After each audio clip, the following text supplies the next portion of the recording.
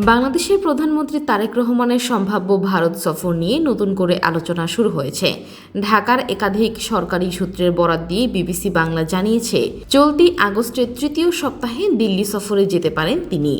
সম্ভাব্য সফরের তারিখ হিসেবে 21 ও 22 অগস্ট সামনে এসেছে, তবে কূটনৈতিক আলোচনার কারণে এই তারিখ 1-2 দিন এগিয়ে বা পিছিয়ে যেতে পারে। সংশ্লিষ্ট কর্মকর্তারা জানিয়েছেন, ভারতের পক্ষ থেকেই দ্বিপক্ষীয় এই সফরের প্রস্তাব এসেছে। বাংলাদেশের পক্ষ থেকেও প্রধানমন্ত্রী তারেক রহমানের সফরে যাওয়ার বিষয়ে ইতিবাচক অবস্থান জানানো হয়েছে। তবে সফর চূড়ান্ত করার আগে বাংলাদেশের পক্ষ থেকে কয়েকটি বিষয়ের নিশ্চয়তা চাওয়া হচ্ছে। এর মধ্যে সবচেয়ে গুরুত্বপূর্ণ বিষয় হচ্ছে ভারতে অবস্থানরত সাবেক প্রধানমন্ত্রী শেখ হাসিনার রাজনৈতিক কর্মকাণ্ড।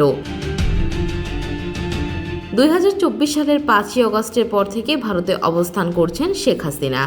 বাংলাদেশের কর্মকর্তাদের অভিযোগ, সেখান থেকে বিভিন্ন সময়ে তিনি রাজনৈতিক বক্তব্য ও কর্মকাণ্ড চালিয়ে যাচ্ছেন। এসব বক্তব্য বাংলাদেশের অভ্যন্তরীণ রাজনীতিতে বিতর্ক ও উত্তেজনা তৈরি করছে বলেও দাবি করছেন তারা। এ কারণে ঢাকা চাইছে ভারত থেকে শেখ হাসিনা যেন বাংলাদেশের অভ্যন্তরীণ রাজনীতি নিয়ে আর সক্রিয় বক্তব্য বা রাজনৈতিক কর্মকাণ্ড চালাতে না পারেন।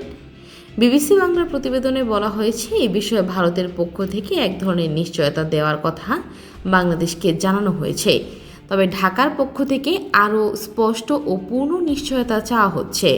এই বিষয়টির সমাধান হলেই তারেক রহমানের দিল্লি সফর চূড়ান্ত হওয়ার সম্ভাবনা রয়েছে বলে জানিয়েছেন সংশ্লিষ্ট কর্মকর্তারা।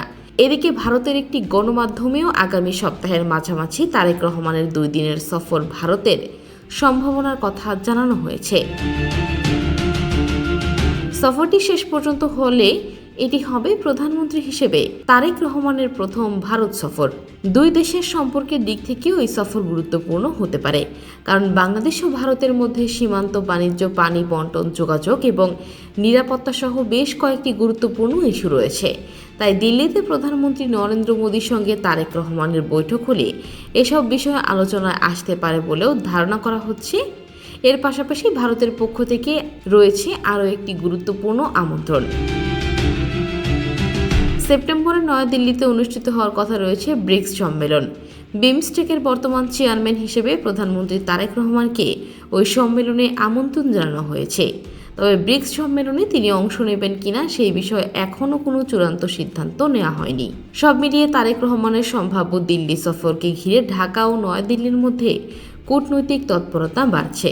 তবে এখনও সফরের তারিখ আনুষ্ঠানিকভাবে ঘোষণা করা হয়নি, ফলে 21 বা 22 আগস্টের সফরটি শেষ পর্যন্ত নিশ্চিত হয় কিনা সেটি এখন দেখার বিষয়।